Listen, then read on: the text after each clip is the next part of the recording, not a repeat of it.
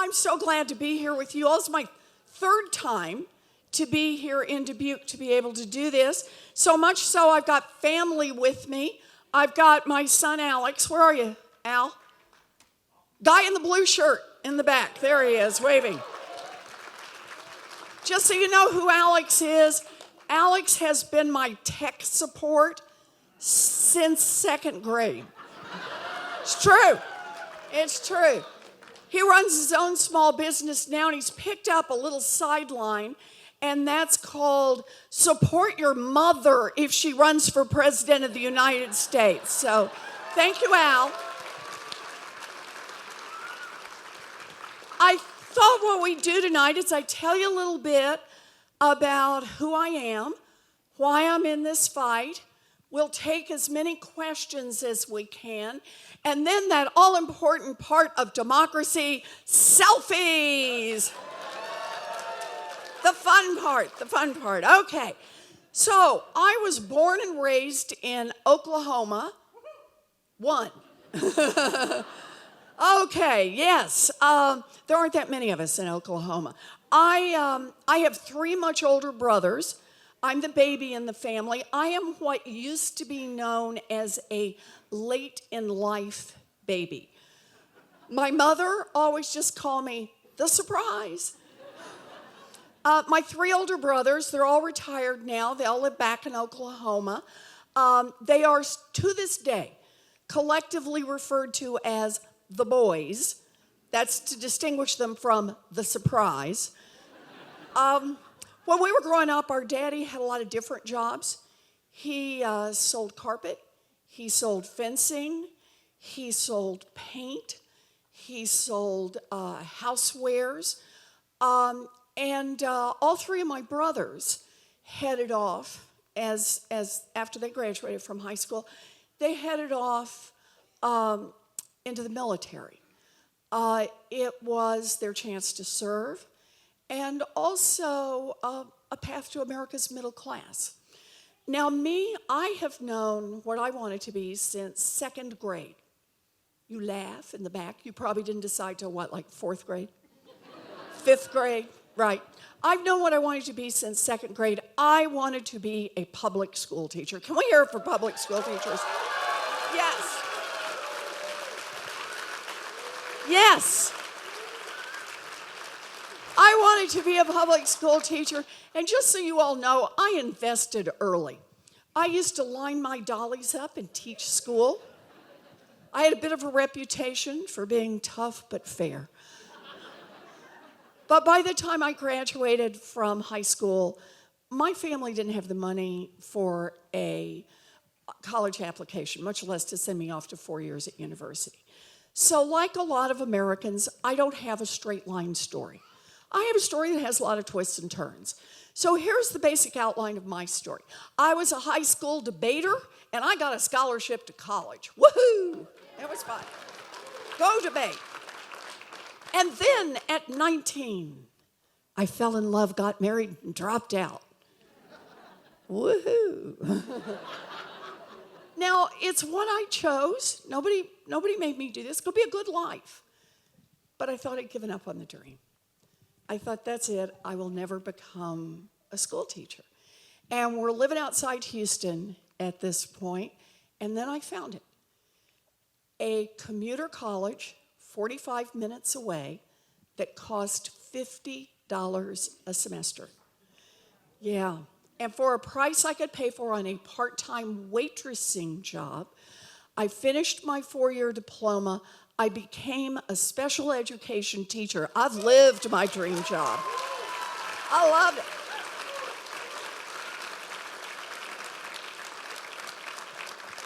Now, have we got any public school teachers in here? Oh, we got a bunch. Oh, good. We got a bunch of public school teachers. I'm going to need you to back me up on this. It is not a job, it is a calling. I love this work. I had 4 to 6-year-olds in special education, and I loved my babies. And I probably would still be doing that work today, but like I said, I don't have a straight line story. There's some more twists and turns. By the end of the first year, I was visibly pregnant. And the principal did what principals did in those days. He wished me luck and hired someone else for the job. So I'm living in New Jersey by then. We're up in New Jersey. I got a baby. I'm at home. I can't get a job. I got to do something. So I will go to law school. Yay! Found a state law school, $450 a semester, baby on hip, did 3 years of law school, graduated visibly pregnant. You will discover a pattern to these stories. Took the bar, passed the bar, and practiced law for 45 minutes. And then went back to my first love, teaching. I traded little ones for big ones, and I have taught most of my adult life I've spent teaching in law school. Other big changes about this time in my life, husband number one, hint, never good when you have to number your husbands. Husband number one and I parted ways, but I have Bruce, and I've held on to him ever since then. So, good man. When you find a good one, hang on. So here I am, I'm teaching in law school, and I don't know if it's because of how I grew up, but boy, it was the money courses. I wanted to do the money courses. So I taught contract law and commercial law, secure transactions, payment systems, corporate finance, partnership finance, law of debtors and creditors, bankruptcy law. Oh, I got one, good. Fellow nerd, love it, love it. Taught all the courses around money, but there was always one central question that I worked on, and that is, what's happening to America's working families? Why is America's middle class being hollowed out? Why is it that people who work every bit as hard as my mom and dad worked 2 generations ago, today find the path so much rockier and so much steeper? And for people of color, even rockier and even steeper. And the answer has to do with our government in Washington. In fact, more specifically, it has to do with who it works for. So think of it this way. We have a government in Washington that works great for giant drug companies, just not for people trying to get a prescription filled. Yep. Works great for people who want to make a profit by investing in private prisons or private detention centers down at our border, just not for the human beings whose lives are destroyed by those places. Yep. Works great for giant oil companies that want to drill everywhere, just not for the rest of us who see climate change bearing down upon us. Yep.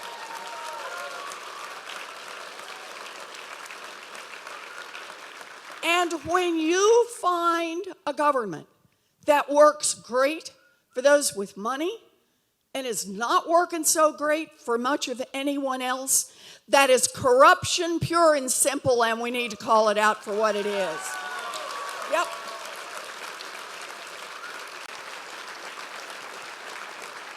Corruption. It's about money in Washington. Campaign contributions, but more. Lobbyists and lawyers and PR firms, bought and paid for experts, tilted think tanks. Whatever issue brought you here today, whatever is the issue that gets you up in the morning, the cost of prescription drugs, climate change, whatever it is, student loans, if there is a decision to be made in Washington, I guarantee it has been influenced by money.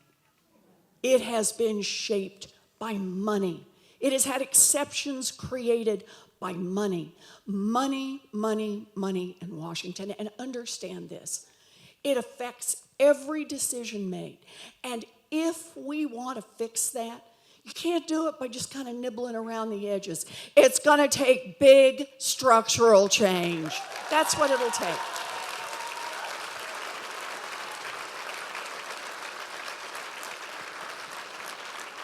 So for me, I'm tired of playing defense around the influence of money in Washington. I'm ready to play offense, and I got a plan for that.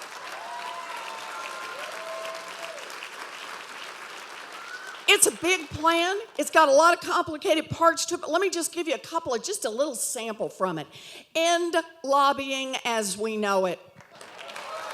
You ready?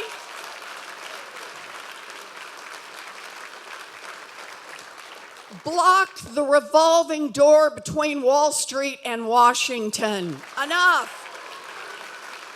Yes. And I could do this all night long. I'm just going to do one more. Just one more. And that is, you really want to hose out some corruption in Washington. Make every single person who runs for federal office put their tax returns online. Yes.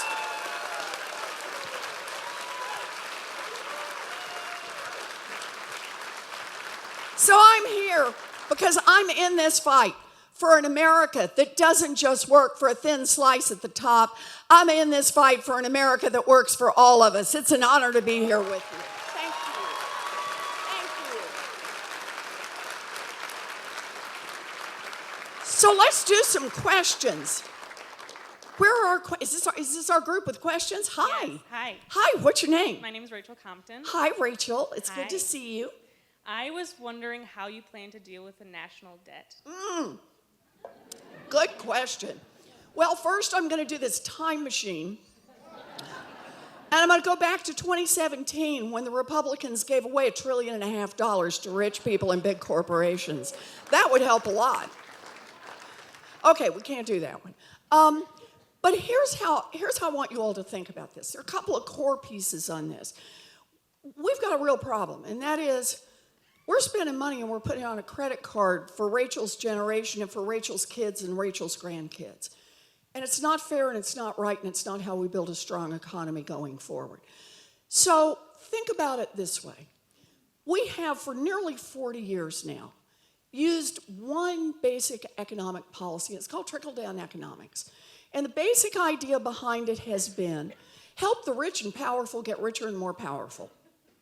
I'm really not kidding. It's cut the taxes for those at the top, help them get richer, and cut the regulations, help them get more powerful. And that somehow, if they buy more yachts and more diamonds and invest more in the stock market, that's going to make everybody else richer. And everybody else would then be able to pay more in taxes and so on. That was the basic idea. Trickle-down economics is a monumental failure, and it's time to call it out for what it is. Disaster.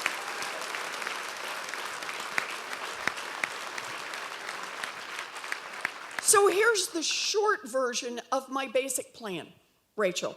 First, pretty much every plan I've put out there is paid for. I want to cancel student loan debt for 43 million Americans. It's paid for. 2% wealth tax. I want to provide universal child care for every baby in this country. It's paid for. I want to see us make a real investment and build about 3 million new housing units across America. We need more housing supply in this country. It's paid for. So the first step is let's not do any harm here. Let's pay for this as best we can as we go along. That's part one. But here's part two. Just pick up the one example on student loan debt. I pay for this with a wealth tax on the top 0.1%. People who have the giant fortunes, the fortunes that are growing now at 4%, 6%, 8% a year, says take 2 cents off that fortune and pitch it in, and we can cancel student loan debt for 43 million Americans. We can do a lot more, but let's just focus on that one. When those student loan debt payments are gone, I want you to think what that means in the economy. That's a lot of money right here in Dubuque. That is a lot of money in small towns. It's a lot of money in big cities. It's a lot of money for restaurant meals. It's a lot of money to save up to buy a car. It's a lot of money for a down payment for your own house. It's money back into the economy. And when you put more money into the economy, those small businesses, they now got to hire some more people, right? Got to buy some more supplies. That's how you get the economy growing. Everything I'm working on has net positive effects on our economy. And that means over time, we can chip away at this national debt and bring it down. We need an economy that works for everyone. And that not only means works for everyone in the country right now, it also means an economy that works for our children and our grandchildren. So we're going to do this one, Rachel. Thank you. Thank you.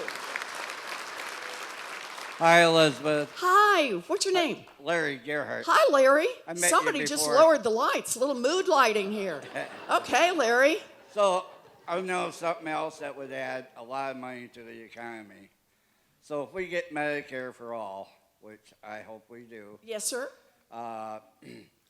right now, people's payroll, if they have insurance, part of their benefits is that insurance.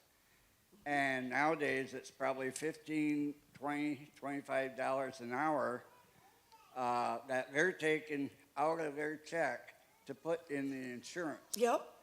So how do we work this with Medicare for All to where we can claw that back for labor and give everybody a real raise? I love it. Okay, Larry. So here's the answer. Larry asks exactly the right question. Let's be clear about this again, because I want to start with Rachel's question and make sure everybody understands this.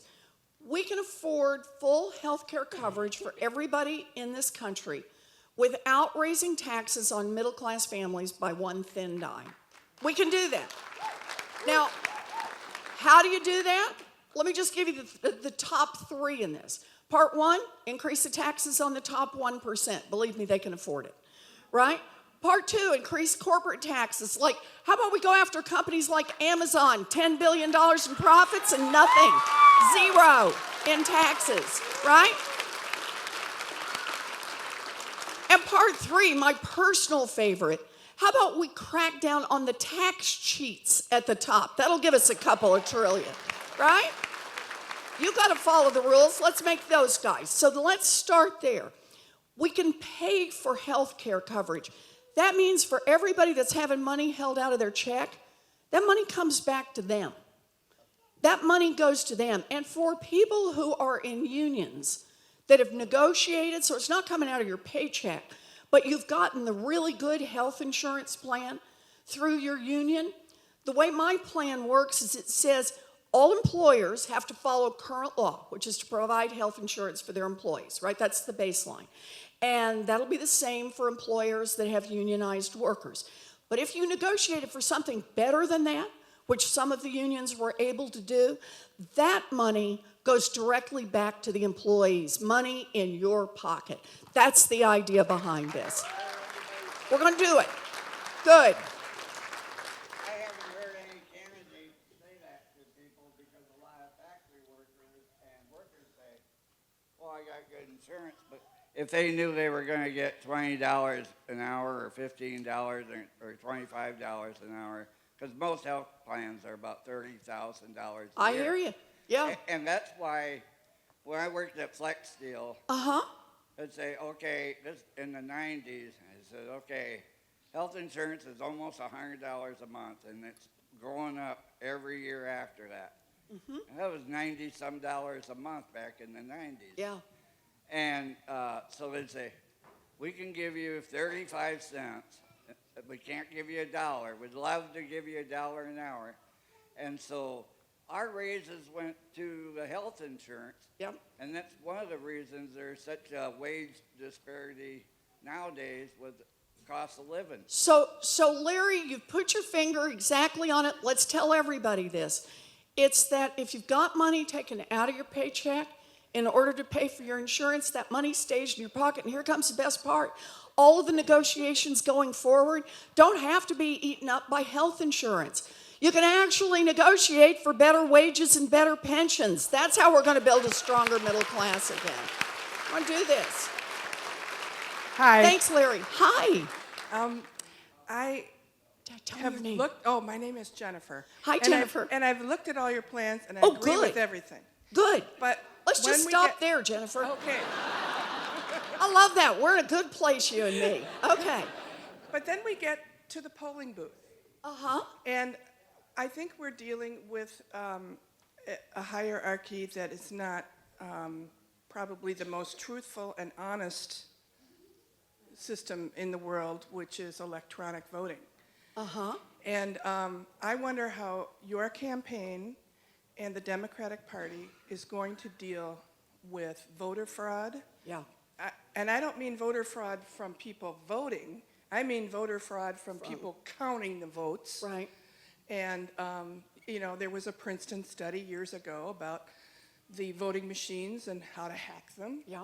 And I don't want to sound like a conspiracy theorist, but But there's stuff out there. when and- somebody starts the that big way, R. you always know where this Yeah. is going, right? Okay, Jennifer. But I'm wondering if you guys are going to save money from your campaigns to do exit polling and have lawyers at the polls so people are not turned away for illegitimate reasons. Okay, and the answer to that one is yes. But let me actually, I don't want to make anybody feel better because I want everybody to stay worried on this issue. We got to stay worried on this issue. But let me just bring you up to date on a couple of pieces around this. I sit on Senate Armed Services Committee. Threats to our voting system are national security threats. This is, people understand that. That's right. People who would do us harm want to undermine the notion that the outcome of an election was an honest, straight up vote. So hacking into our systems is something we need to treat as a national defense issue.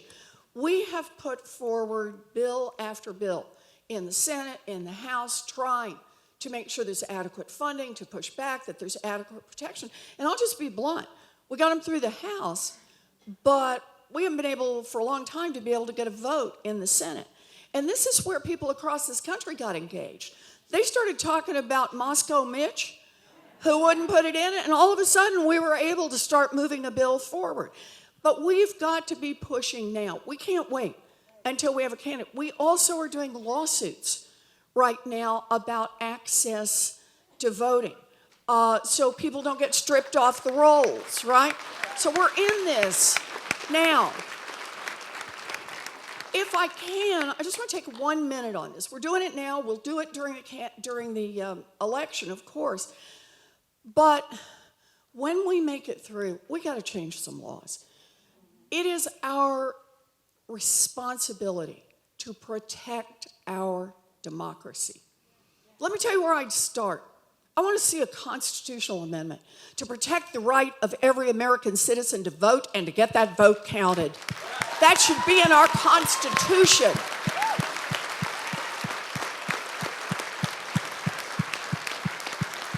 We should pass a federal law to outlaw political gerrymandering anywhere in this country.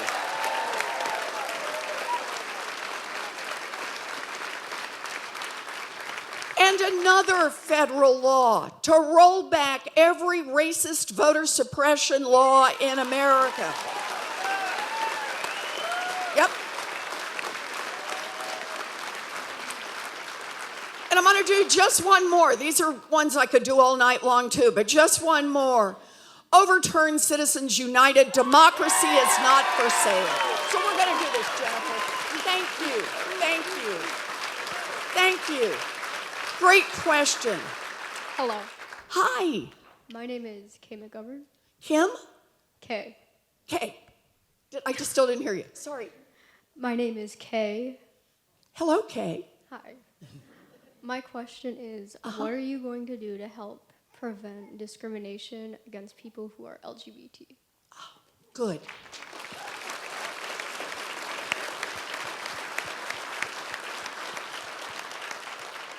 So for me, this starts with a statement of values, and that is that in America, we need to say publicly that every single human being has worth, and every single human being is entitled to real opportunity.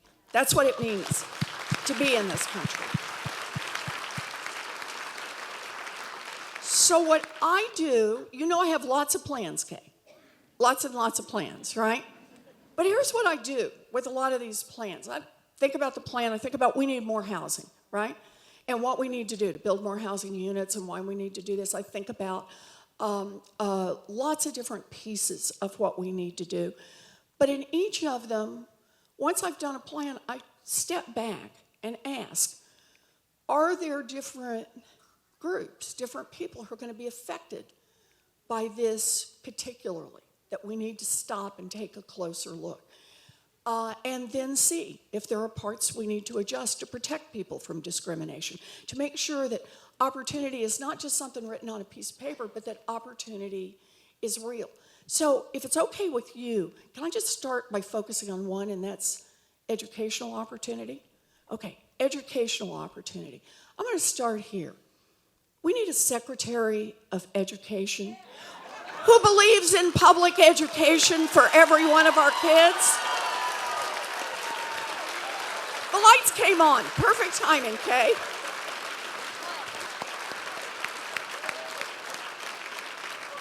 And here's my commitment to you, and that is I'm going to have a Secretary of Education. There are two things I'm going to know for sure about this Secretary of Education. The first one is that person will be someone who has taught in a public school, believes in public school. The second is that person will be interviewed by a young person who is in public school, a young trans person, someone who may not be welcome at all times in all schools. I want to know that we have a Secretary of Education that cares about every single one of our young people and that they have a safe and welcoming learning environment. That's what I'm going to do. Does that help us get started? Good. Thank you, Kay. Thank you. Hi. Good evening, Senator Warren. Good evening. My name is Tim. Hi, Tim. I'm going to ask my question in all due respect, total respect and honor, but I want to read Okay, my why question. does this make me feel uneasy? Because I'm probably the most unpopular person in this room. Okay, Tim. So, as an evangelical Christian, I am continually bombarded by Democratic candidates who demonize my beliefs, calling them bigoted and intolerant. I love this country, and I love my fellow citizens. And I don't feel the respect and honor for my values and what I believe in. My question for you is, why should I give up things that I hold dear, that I teach my children about, that I share common beliefs with my fellow Christians, things like ending abortion, traditional marriage, and religious freedoms? Why should I give up those things that I love so much and believe so deeply in to vote for an individual like yourself? So, I'm glad you asked the question. I was born and raised Methodist. I've been a Sunday school teacher, and most of the scripture I quote is still King James. I'm old school on this. But I don't think you have to be a religious person to have good values.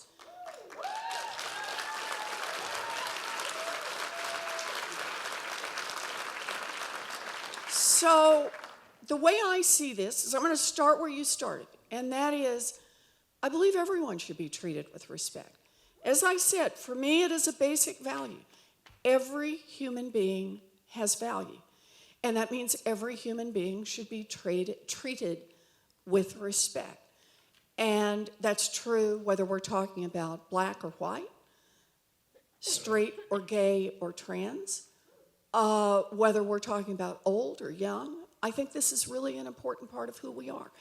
And if I can, let me just pick up one, although you mentioned several, but I think maybe it may be the one, since you mentioned it first, is the question about abortion. I understand that you and I may have differences. There may be a lot of different views in this room.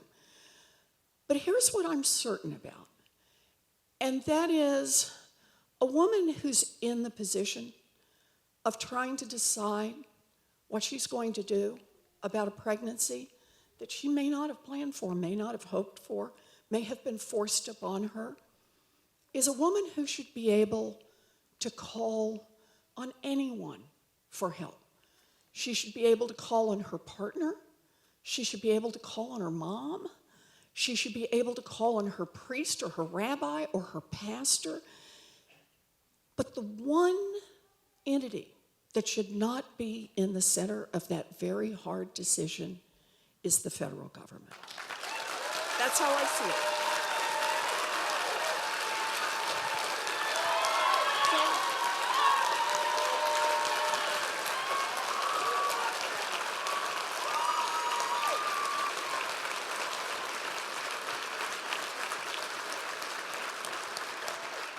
So I'll be respectful of you, and I believe you when you say you're respectful of me. We may have a difference about the view about the federal government on this issue, but boy, I sure would like to think about the parts we come together on the importance of investing in every single baby in this country. That's what we can do. We've got a chance to do this, and I hope we're able to do it. Thank you, Tim. Thank you. Thank you. Thank you. Hi, Elizabeth. Hi. My name is Gail. Hi, Gail. And I I- love the stars on your sweater. All right. I have been a fan of yours long before I knew you were running for president. Oh, good. And every Thank other you. time you've been in Dubuque, I missed you, so I was delighted So to I'm be glad able to we're come tonight. together. Okay, my question is a little bit different. I think I understand most of your policy things. I know I don't understand everything. Sure you but do. I think I understand a lot of it. My question is, I am so worried about a Democratic president getting elected, and even more people in the Senate. What can I do, or what can we in this room do? You know, I sign petitions. All these petitions come across my emails. Do they do any good? Yeah. Do they? Okay. Yep. I wasn't sure. Someone told me they didn't think that they did a lot of good. Sometimes. So what? Okay. I mean, I know knocking on doors is important. And I've done caucusing. I'm going to do that. I mean, all those things. But what can we do to make sure that we get more Democrats in Okay. the House and the presidency? Okay. So thank you very much for the question. Let me tell you. Particularly. You particularly. Me particularly. I like that part. Okay. So let me do a quick story to remind everybody. The world changed the day that Donald Trump was sworn in. It did. I went. You know, a lot of people didn't go. There were some folks in Congress who didn't go. I was about as far as you to me and watched him get sworn in. And for me, it was a really good thing. I come from a witnessing tradition. I thought it was important. I saw him sworn in. It is now burned into the backs of my eyeballs. If I ever get tired or discouraged, I close my eyes, I see Donald Trump getting sworn in, I'm back. I'm in this fight. You bet. But that night, I went home and I thought, what's going to happen to 35 million Americans who count on the Affordable Care Act? How are they going to get their health care? What's going to happen to them?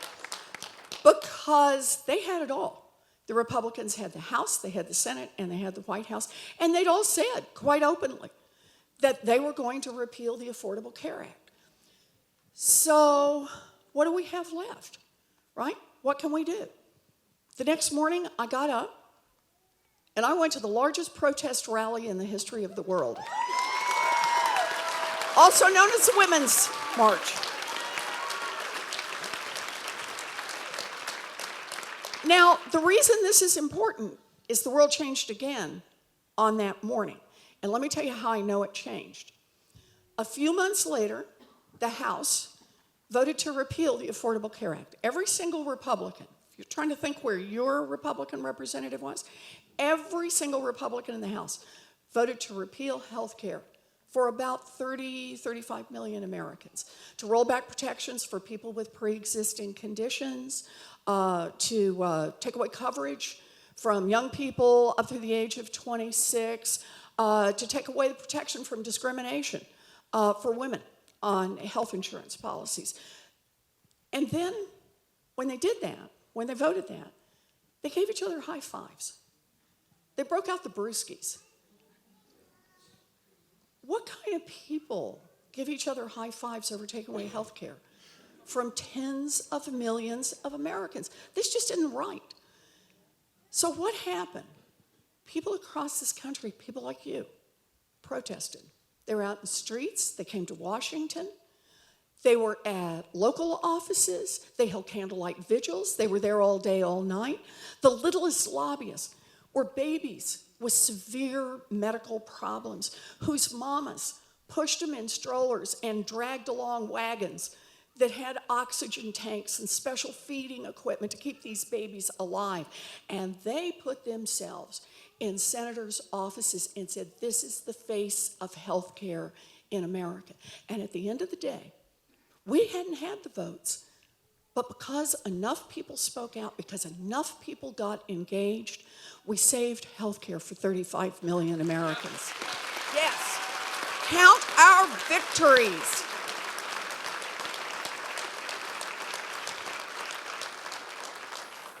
Watching that happen, when we didn't have any more votes in August than we'd had back in January, and yet we did it. We held on to health care. Reminded me of the power of every single person in this room. Every single person in Dubuque, every single person in Iowa, every single person in this country. So when I made the decision to run for president, I knew what I'd be fighting for. Shoot, it's what I've been fighting for my whole life. I knew who I'd be fighting for. Hard-working people that I've been fighting for pretty much for my whole life. But it also mattered to me how I would be fighting. That's why I made the decision. I was going to do this by building a grassroots movement. I don't spend my time sucking up to millionaires and billionaires. I spend my time with you. That's why I'm here.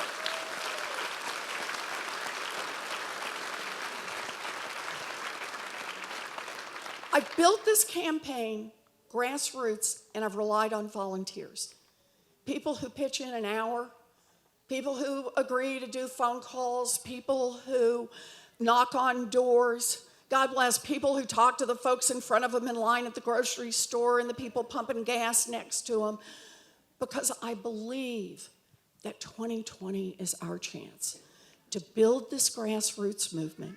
And what this is going to mean is not only winning the primary, not only winning in November 2020, but it means nobody gets to go home after the election. Sorry, 24 hours of celebrating and then everybody back to work, because we build the grassroots movement that holds our Congress accountable. And starting January 2021, we make the kind of changes. So it's not just a government that works for the rich and the powerful and the lobbyists. It's a government that works for all of us. That's what we're going to do together. So keep it up.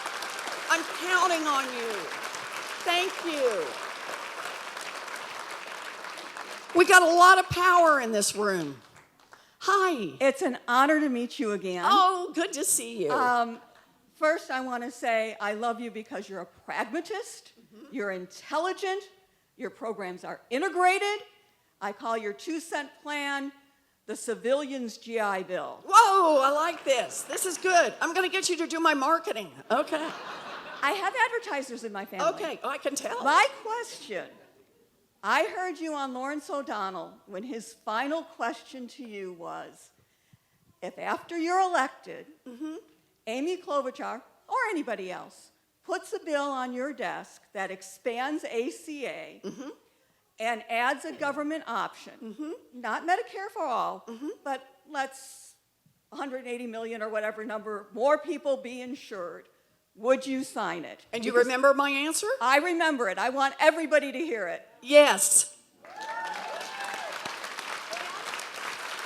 And anything that moves us closer to the goal. And that's how I think of this. We move closer to the goal. That is a good thing. We need to help people in this country. We need a government that gets on the side of the people. And you better believe, if we can move partway on medical care and help millions of people across this country, you bet I'm going to do it. And then I'm going to get up the next morning and I'm going to fight to get millions more people some help. That's how we need to do this. Thank you. Great question. Good. I like it. Did you say, and you're a Republican? I was raised Republican. Hear ya. Okay. You're not the only one in here. Hi, Elizabeth. Hi. So happy to see you. I'm so glad to see you. Tell me your name.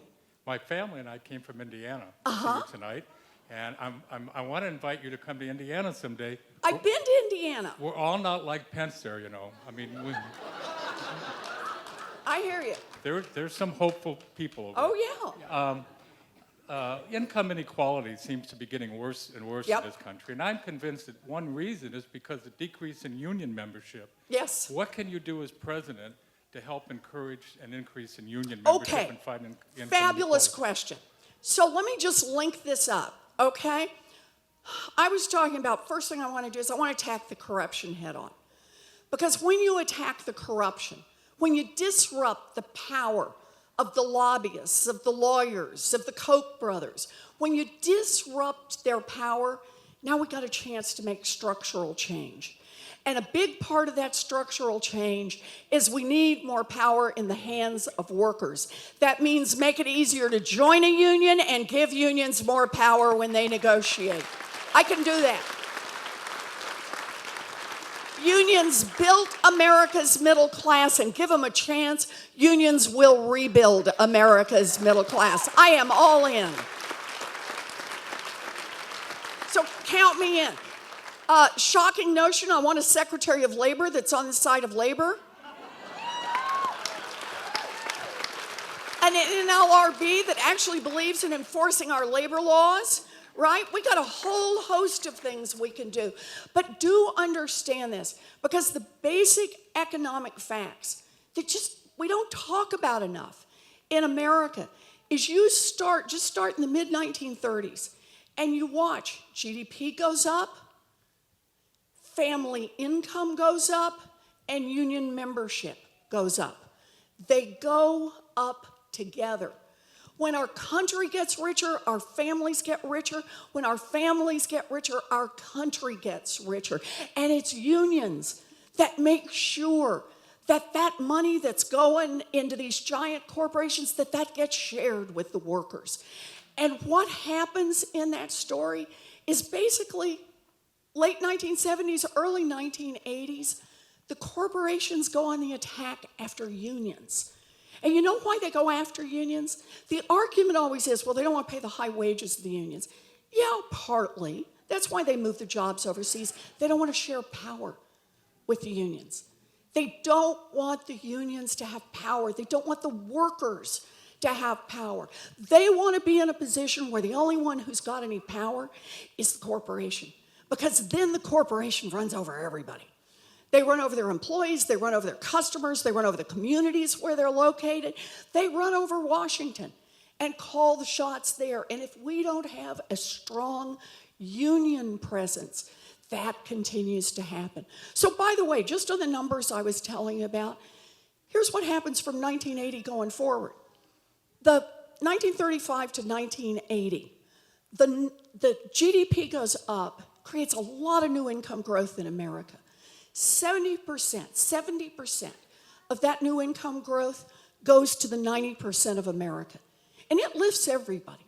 It lifts the upper middle class, the working class, the working poor, and the poor. It lifts them all. 1980 to 2016 is about the latest data we have. GDP keeps going up, but union membership flattens, incomes flatten. So what happens? All that new income growth created in this country, how much of it went to the 90%? Answer, zero. It's actually 0.4%, which rounds to zero. There's our math lesson for today, right? But think about that.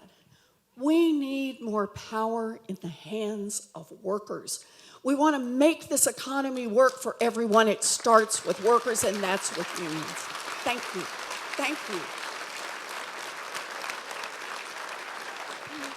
Hi, Elizabeth. Hi, tell My me name your is name. Amanda. Hi, Amanda. I am meeting you for the first time today, but we've been best friends in my head for months, just so you know. I'm so glad, Amanda. This is good. Later, we'll just talk a little and I catch would up. love nothing more. Good. Okay. So I'm a college student. I'm studying environmental science. Woohoo! And thank you. But nothing. We need you, Yes. Amanda. Yes. If you could invite me to work for your EPA, I would love to do that for you. But I am terrified for my future because Yes. climate change is a reality that's Yeah. affecting all of us. And so my question is twofold. First, would you consider nominating a head of the EPA who is someone who has either studied the science or who has experienced climate change directly firsthand? Would you consider nominating someone like that? So can I just pause right there? Because I want to say something that is quite controversial in Washington. But I feel safe here in this room, among friends. I believe in science.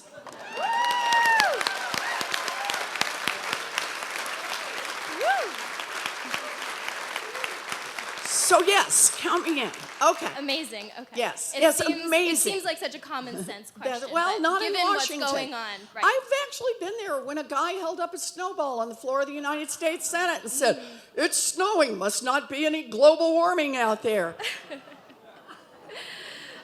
And Check out the YouTube. Go I ahead. have seen that. My second question is, Yes. how specifically will you help people who are working in the coal and the fossil fuel industries right now transition to jobs in renewable Good. energy? Okay. So, can we do this one just a little bit bigger because it's such an important issue? You know, climate change threatens every living thing on this planet. And the single thing that scares me the most is every time the scientists go back and collect some more data and put it into their models, the problem is worse than we thought, and we have less time than we thought. We are now in such an urgent situation.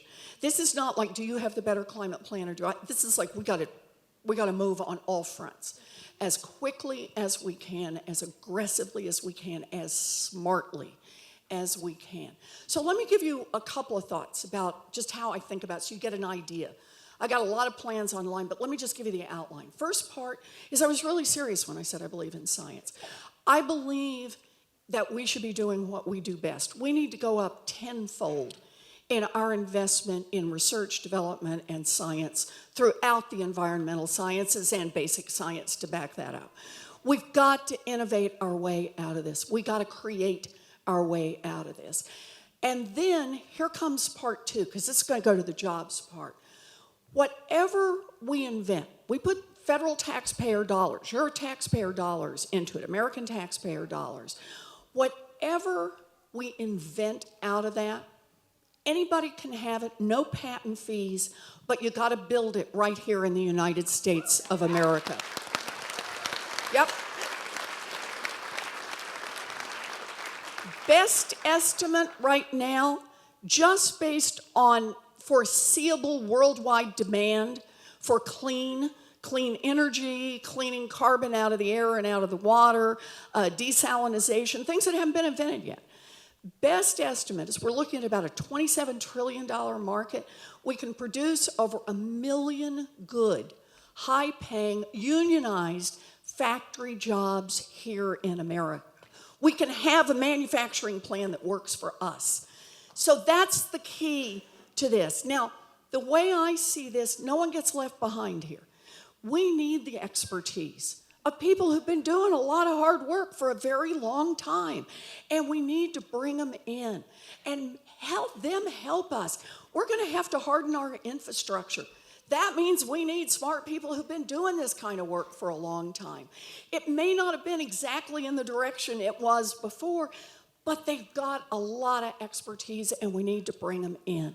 Two more things I want to mention really quickly, and that is the importance of climate justice. We can't just glue this on at the end.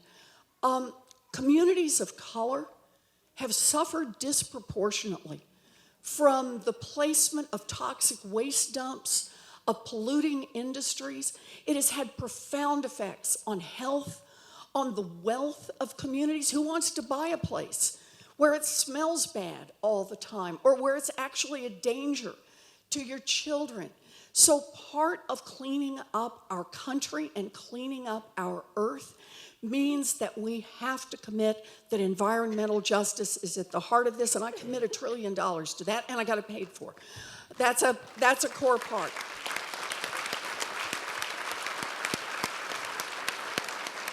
Last one I want to mention, because I want you to feel this one kind of down at the gritty level. It's not just what we have to invent, it's things we know we can do. 3 regulations. We got to be willing to say the R word. You may not be there yet, but regulation, right? Regulation, right? You got to be willing to say this word because sometimes that's what we need. We need more banking regulation, right? We need more regulation in this area. Let me give you 3 things. 1, by 2028, all new homes and buildings have to be 0 carbon footprint. 2028.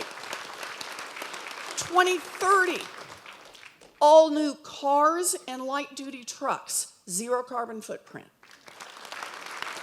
2035, all electric production, 0 carbon footprint. All achievable, but here's the thing. 3 regulations, we cut our carbon footprint by 70%. Think about that. We still got to hit the other 30, don't get me wrong. And we got to help around the world. But the point is, we can do this. We just have to have the political will. And this goes to the question of corruption. Anyone who says their first priority is to tackle climate change, if you don't stop and take a look at corruption, whoa. If you don't stop the oil industry from calling the shots in Washington, if you don't back off the Koch brothers, we're not going to be able to make the changes we need to make. So that's why we start with corruption and then go to climate change. You in? Good. This is the last question. Last question. Hi, my name's James. I'm a college student studying engineering. Hello, James, studying engineering. It's good to see you. So I'm one of the 700,000 Americans that lives and votes in Washington, D.C. Oh. And like the millions... How's that working out for you? We'll get to that in a second. Okay. And like the millions of Americans that live in Puerto Rico or Guam or American Samoa or the U.S. Virgin Islands, I don't have a senator. I don't have 2 senators. I don't have a voting member of Congress.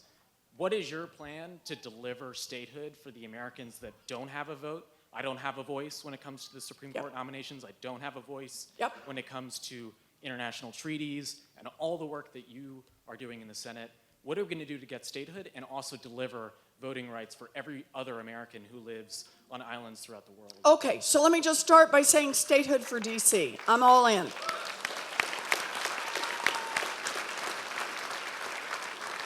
Puerto Rico and the other islands, they need to take their own vote. And it needs to be up to Puerto Rico. If Puerto Rico decides they want to do statehood, I'm all in. If they decide that is not what they want to do, and there are some in Puerto Rico who don't want to do that, that should be up to the people of Puerto Rico. I believe in self-determination on this one. But let me go back to the point I made earlier about why I want to do a constitutional amendment. I know that's a high barrier, but I just want you to see it. You're watching one more implication of we need to say in our Constitution, every American citizen has the right to vote and to get that vote counted, and that means a senator for you. We there? Good. I promise I will lead the fight on this. Okay? Good, good. Thank you. So there's so much we didn't get to talk about, much that's going on right now internationally. We didn't get to talk about a 2-cent wealth tax. Time for a wealth tax in America. We didn't get to talk about canceling student loan debt for 43 million Americans. I'm still there. Much that we could talk about, but I want to thank you all for being here tonight. And I just want to tell you one last story to pull it together.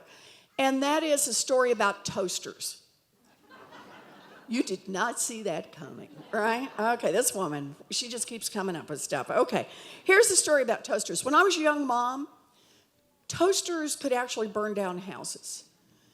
And some people know how this worked. Those little toaster ovens didn't have shut-off switches, automatic shut-off switches.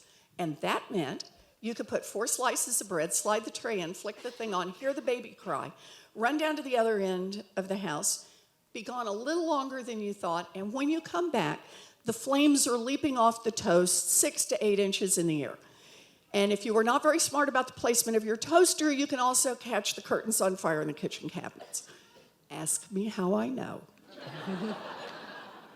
The only part I will confess to is that one year for Christmas, my daddy bought me a fire extinguisher. Man knew how to party. And then along came a federal agency, Consumer Product Safety Commission. They said, enough, we're done. You cannot sell a toaster in America that could have a 1 in 5 chance of burning down your house. They put safety switches, so they shut off after so many minutes. That was it. No more toaster fires burning down people's houses in America, right? In the early 2000s, mortgages in this country had become so complex and so dangerous, they had a 1 in 5 chance of costing a family their home. Not through fire, but through foreclosure. Only this time, the federal government was not on the side of the people. Federal government was deep in the pocket of the banks. In fact, so deep that they had those banks just keep selling them and boosting their profits right up until they crashed the entire economy in 2008. So, I had an idea. And my idea, after this crash, was to say, how about if we get an agency, like the toaster agency, only this one will be an agency that has this idea that they're going to make sure that banks don't get to boost their profits by cheating people on mortgages, credit cards, student loans, payday loans, things like that.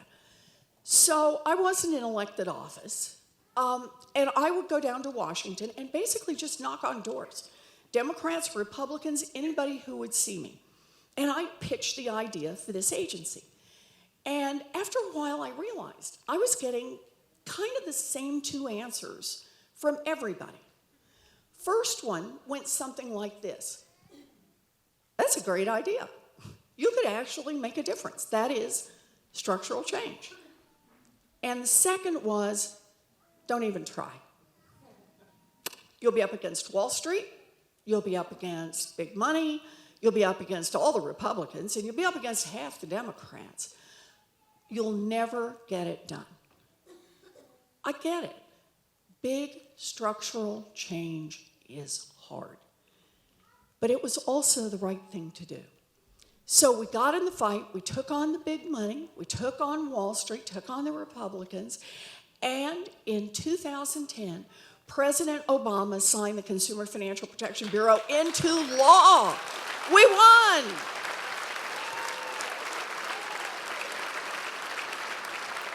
And here comes the best part of that story. That little agency has already forced the banks to return more than $12 billion directly to people they cheated. We can make government work for the people. So what did I learn from that? I learned that even if the big money doesn't like it, even if the big donors don't like it, we need big ideas to meet the big problems of our time. We need big ideas to inspire people to get out and caucus and get out and vote.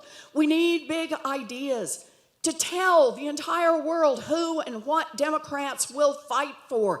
And we need big ideas to take back the Senate and put Mitch McConnell out of a job. Yes. Yep. You bet.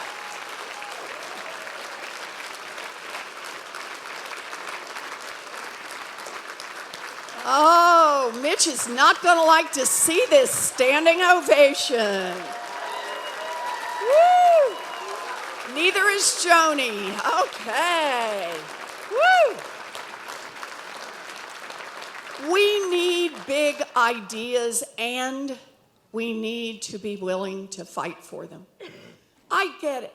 It is easy just to act so sophisticated, so smart, and just walk away from big ideas. But here's the thing. When we give up on big ideas, we give up on the people whose lives would have been touched by those ideas. And those people are already in a fight. People struggling to pay their medical bills are already in a fight. People getting crushed by student loan debt are already in a fight.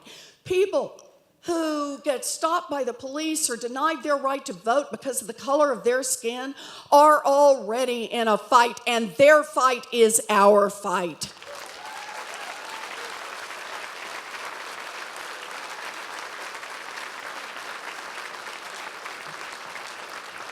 This country is in a crisis, and Washington insiders and media pundits, and shoot, even a bunch of folks in our party, don't want to admit it.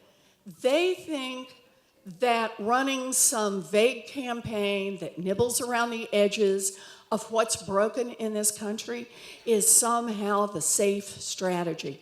They are wrong. If the best Democrats can offer is business as usual after Donald Trump, Democrats will lose. We win when we have big ideas to meet the big problems in people's lives.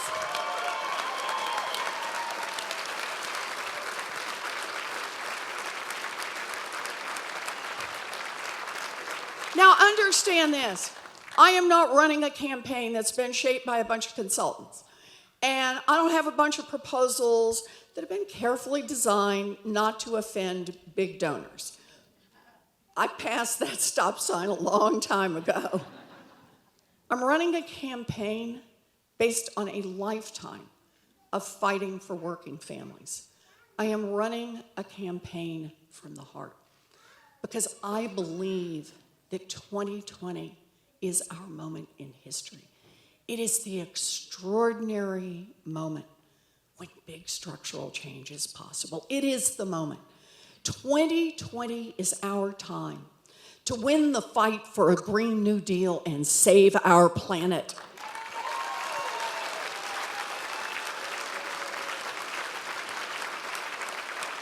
"2020 is our moment to win the fight for Medicare for all and save our people.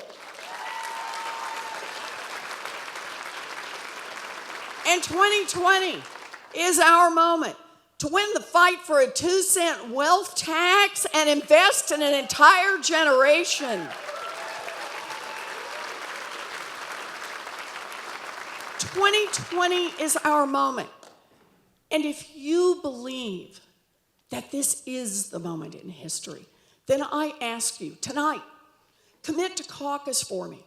Get in this fight. Go to ElizabethWarren.com and pitch in $5. Volunteer an hour. But get in the fight, because this moment in history will not come our way again in our lifetimes. So get in this fight, because 2020, this is our time to dream big, fight hard, and